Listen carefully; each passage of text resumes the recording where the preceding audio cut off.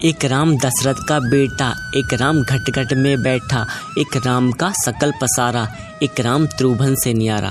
पीर साहिब कहते हैं कि पहला राम दशरथ का बेटा है, दूसरा राम जो हमारे घट घट में बैठा है और वो है हमारा मन, तीसरा राम काल निरंजन नासवान 21 ब्रह्मांड का मालिक है, चौथा राम पार ब्रह्मा अक्षर पुरुष नासवान सात संग ब्रह्मांड का मालिक, परंतु सबसे न्यारा है पांचवा और असली राम अंतर ब्रह्मांड अमर लोक का मालिक, वीर परम पिता परमेश्वर जो सबसे ऊंचा है, सबसे बड़ी ताकत है, वह इस सृष्टि का कर्ता धर्ता है। बिन उपदेश अचंभ है क्यों जीवित है प्राण, भक्ति बिना कहाँ ठोर है, यह नर नहीं पाषाण। परमात्मा कबीर जी कह रहे हैं कि हे भोले मानव, मुझे आश्चर्य है कि बिना गुरु से दीक्षा लिए किस आशा को लेकर जीवित है। ना तो शरीर तेरा है, यह भी त्याग कर जाएगा, फिर संपत्ति आपकी कैसे है। जिनको यह विवेक नहीं कि भक्ति बिना जीव को कहीं भी ठिकाना नहीं है, तो बे नर यानी मानव नहीं है, बे तो पत्थर है। कबीर आगे समझाते हैं कि इस शरीर रूपी पिंजरे से सदा के लिए छुटकारा पाने का कोई और दूसरा निश्चित तरीका नहीं है। यह बात रूढ़िवादी भले ही लगे और थोड़ा विचार करने पर स्पष्ट हो जाएगी। दुनिया में हम क्या लाते हैं? हमारे कर्म, हमारी इच्छाएं और हमारा मोह। हम कर्म करते हैं, अच्छी बुरी इच्छाएं रखते हैं और कर्मों के फल भुगतने और अधूरी इच्छाओं को पूरा करने के लिए हमें जन्म लेना पड़ता है। नेक और धार्मिक कर्म भी हमें मुक्ति नहीं दिला सकते, उनका फल हमें इस लोक या ऊपरी लोकों में मिलता है। लेकिन जब हमारे नेक कर्मों के फल समाप्त हो जाते हैं, तब हमें वापस नीचे आना पड़ता है। इस जन्म मरण के चक्कर से मुक्ति नहीं है। हर मौत के बाद हमें धर्मराय को हिसाब देना पड़ता है और आत्मा को नया शरीर धारण करना पड़ता है। मृत्यु आने पर हम एक शरीर से छुटकारा पाकर अपने कर्मों और इच्छाओं के अनुसार दूसरे शरीर में प्रवेश करते हैं। जिस शरीर में हम रहते हैं वह परमात्मा का मंदिर भी है।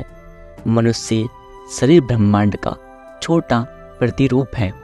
इसके अंदर सचखंड या सतदेश तक सारे रूहानी मंडल हैं जहाँ परमात्मा का निवास है, लेकिन हमें इसका ज्ञान नहीं है। संत महात्मा हमें इस घर के अंदर उस घर का रास्ता दिखाते हैं और केवल उस राह की शुरुआत ही नहीं बल्कि उस पवित्र से पवित्र स्थान तक पहुँचने में हमारी मार्गदर्शक और मार्गरक्षक होते हैं। हमारा रूहानी सफ़र पैरों के तलुओं से शुरू होकर सिर की चोटी तक पूरा होता है। हमारी चेतना सारे शरीर में फैली हुई है और इसे धीरे धीरे तीसरे तिल पर एकाग्र करना है, जहाँ संतजन इसे शब्द के साथ जोड़ देना की विधि बताते हैं और तब ऊपर का सफर शुरू होता है। यह दिव्य संगीत सचखंड से निकलकर नीचे की ओर 5 रूहानी मंडलों में से होता हुआ तीसरे तिल पर टिक जाता है, जहाँ से यह हमारी मानसिक और आध्यात्मिक शक्ति को सहारा देकर हमारी संभाल करता है। यह दिव्य संगीत मन और माया के पार से आता है और अगर हम अपनी चेतना को इससे जोड़ दें तो यह हमें भी मन और माया के पार ले जाता है।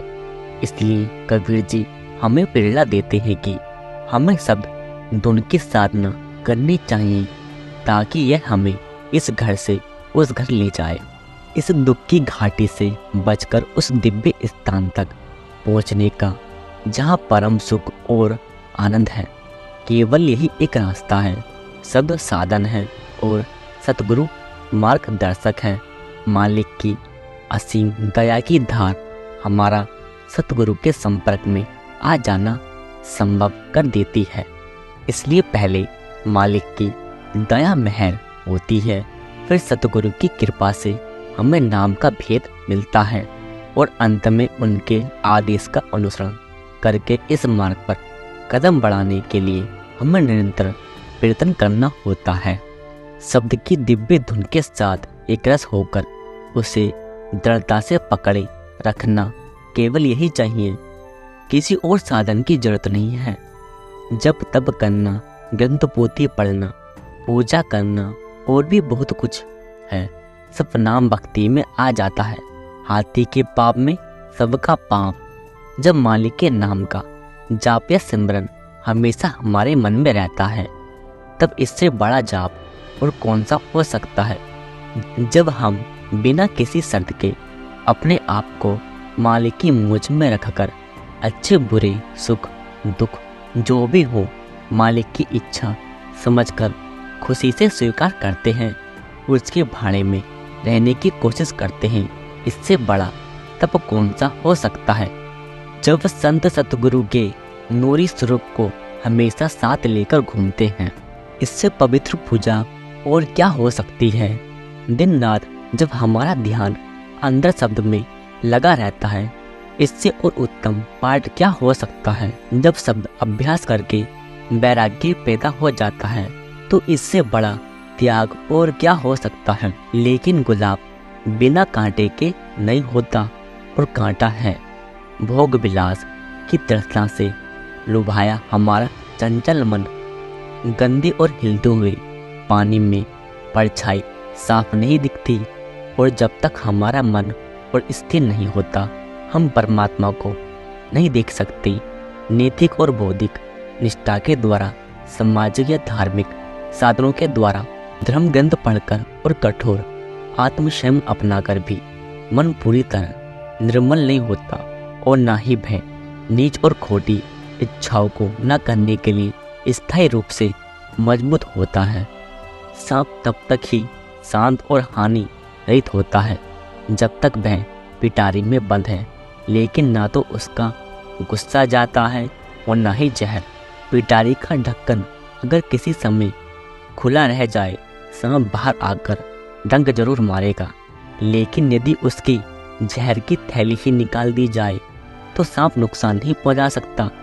जिन अभ्यासों का जिक्र किया गया है, इनसे मन को कुछ हद तक वश में भले ही कर ले, परंतु उसके इंद्रियों के सुखों की ओर झुकाव का असल में दमन नहीं कर सकते। ये तो मानो सांप को सिर्फ रोका गया है, परंतु मारा नहीं गया है। संतजन मन की स्वाभाविक प्रकृति की जानकारी के आधार पर इस कठिन समस्या को हल करते हैं। मन की चंचलता पर तभी रोक लगती है जब यह दुनिया के सुखों से ऊंचा सुख यानी परम आनंद प्राप्त करता है, क्योंकि मन का मूल स्रोत एक त्रिकोटि है। उसका एक वस्तु से दूसरी वस्तु पर मंडराना ऐसा लगता है जैसे यह अपनी वही पुरानी परम आनंद और खुशी की अवस्था को ढूंढ रहा है। इसका आनंद यह पहले ले चुका है और अब इसे इंद्रियों का गुलाम बनकर उसे खो दिया है। कबीर जी ने हमारे सामने संत मत का सार रख दिया है और परमात्मा से मिलाप का अचूक और निश्चित मार्ग बता दिया है। अब यह हम पर निर्भर करता है कि इसे मानकर इस पर अमल करें। अंत में इस बात पर ध्यान देना चाहिए कि इस विषय में अलग अलग प्रयोग करते रहना कोई उचित कार्य नहीं है। हमें दूसरों के तजर्बे का फायदा उठाना चाहिए। दुनिया ने इतनी तरक्की कभी ना की होती अगर हर एक इंसान ने हर विज्ञान के लिए सारे प्रयोग शुरू से फिर से करने की जिद की होती और अपने से पहले आने वाले लोगों के साबित किए हुए नतीजों को मान्यता ना दी होती। हर बार मनुष्य को जन्म नहीं मिलता और ना ही हर बार पूरे गुरु की संगति मिलना संभव होता है। मनुष्य जन्म और सतगुरु की संगति पिछले जन्मों के पुण्य कर्मों के फलस्वरूप मिलते हैं।